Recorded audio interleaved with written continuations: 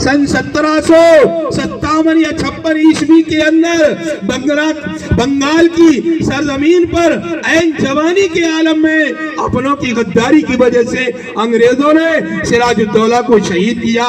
और उसके बाद 1799 ईस्वी के अंदर शेर हिंदुस्तान हजरत टीपू सुल्तान को मैसूर की धरती पर आपके किले को तमाम अंग्रेजी फौजों ने घेर लिया।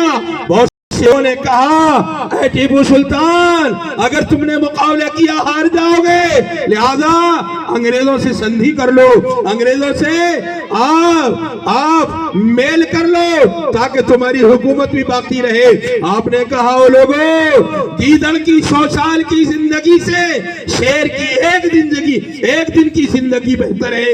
ये टीपू कट सकता है, मिट सकता है, मर सकता है, लेकिन वतन को इनके हवाले जीते जी नहीं कर सकता। तो शेर हिंदुस्तान को जब इन लोगों ने चारों तरफ से घेर कर इस धरती पर शहीद किया तो अंग्रेज जनरल कहता है, करीब आकर लाशे के जनाजे करीब आकर एक अंग्रेज जनरल कहता है, ओ लोगों सुनो, आज मैंने भारत का एक शेर मार दिया है, भारत पर कब्जा करने से कोई रोक नहीं सकता। ये शेर हिंदुस्तान शहीद हुआ, ये तहरीक आगे बढ़ी।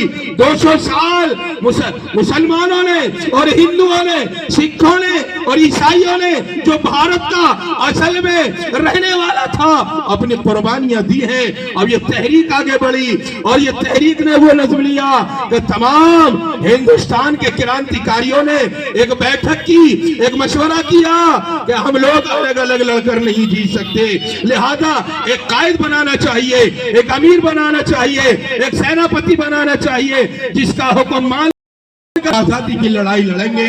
तमाम लोग पूरे भारत से इकट्ठे होकर दिल्ली के लाल किले के अंदर पहुंचे और उस वक्त के शहंशाह बहादुर शाह जफर को तमाम क्रांतिकारियों ने भारत का सम्राट मानकर कहा, अरे भारत के सम्राट, हम आपके इशारों पर जंग लड़ेंगे जैसा आपका।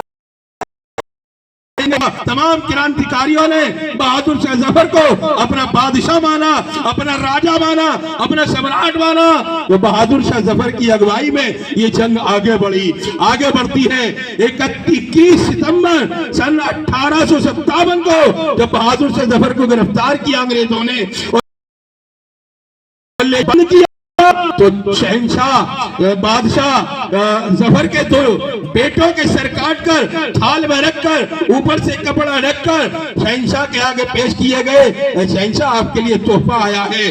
भारत के सम्राट बहादुर शाह जफर ने जब थाल पर से कपड़ा हटाया तो देखा कि उन्हीं के 2 बेटों के सर रखे हुए हैं। आपने कहा, अल्हम्दुलिल्लाह, मुगल शहजादे वतन की खिदमत करते हुए अपने अजदाद से ऐसे ही सुरखरू होकर मिला करते हैं। तो अंग्रेज जनरल कहता है, ओ जफर, दमदमे में दम नहीं, दमदमे में दम नहीं, अब खैर मांगो जान की, दमदमे में दम नहीं है, खैर मांगो जान की। ऐ जफर, ठंडी हुई क्या तेग हिंदुस्तान की। उस वक्त में एक बाप के आगे 2 बेटों के सर रखे हैं, लेकिन वतन परस्ती देखिएगा, अपने मुल्क के लिए अपनी जान का जज्बा देखिए। बहादुर शाह जफर ने कहा, गाजियों में बू रहेगी जब तलक ईमान की, गाजियों में बू रहेगी जब तलक ईमान की, अरे तख्ते लंदन तक चलेगी तेग हिंदुस्तान की। ये हमारे पूर्वज हैं जिन्होंने आजादी को आगे बढ़ाया। आगे अब ये तहरीक और आगे बढ़ी। हमारी इस तहरीक के अंदर महात्मा गांधी जी आए, हमारी इस तहरीक के अंदर आए, सरदार भगत सिंह जी आए, आजाद हिंद के फौज, आजाद हिंद फौज के सरबराह सुभाष चंद्र बोस और चंद्रशेखर आजाद, बहुत सारे लोग जिन्होंने अपने प्राणों की आहुतियां इस देश के लिए दी। इसी में आगे कड़ी में आते हैं कि राम साहब और हमारे एक शहीद अशफाकुल्लाह खान साहब, दोनों को जब अंग्रेजी फौज ने गिरफ्तार करके जेल के अंदर बंद किया और बंद करने के बाद में हुक्म जारी कर दिया, फला दिन इनको फांसी दी जाएगी। दोनों की जब फांसी का ऐलान हो गया तो दोनों की माएं, राम प्रसाद बिस्मिल की मां और शहीद अशफाकुल्लाह खान की मां, जब जेल के अंदर बेटों से मिलने आई और मिलने के दौरान जब शहीद अशफाकुल्लाह खान की मां भी मौजूद है, राम प्रसाद बिस्मिल की मां भी मौजूद है, तो माँ बड़ी माँ ममता वाली हुआ करती है।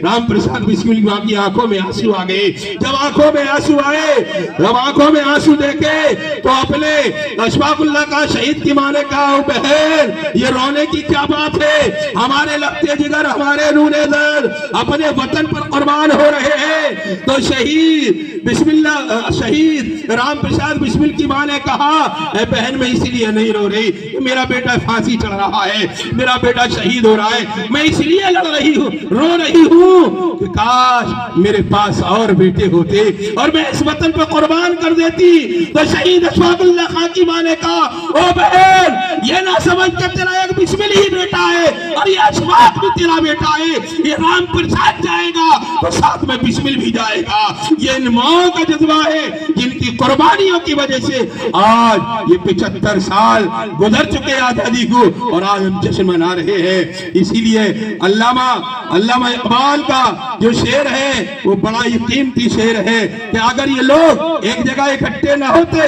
एक सूत्र में न बनते, एक जगह न जमा होते, न एक राय होते, न हिंदू और मुसलमान कांधे से कांधा मिलाते, ना ये आज आजादी नसीब होती, ये आजादी मिलती।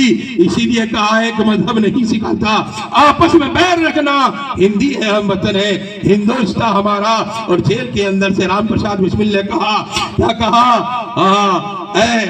बातिल से दबने वाले ए आसमां नहीं हम 100 बार कर चुका है तो इंतहा हमारा। क्या ही खूब कहा है मेरे दोस्तों।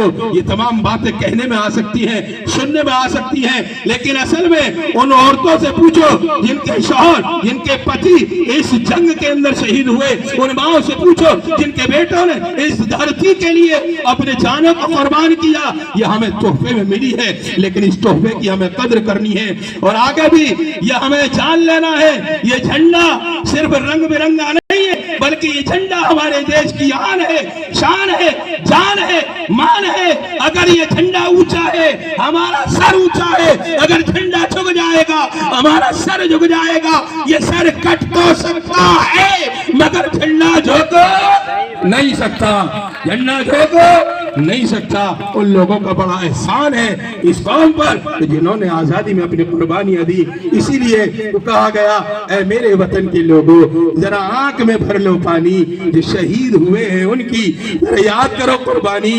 जय हिंद, जय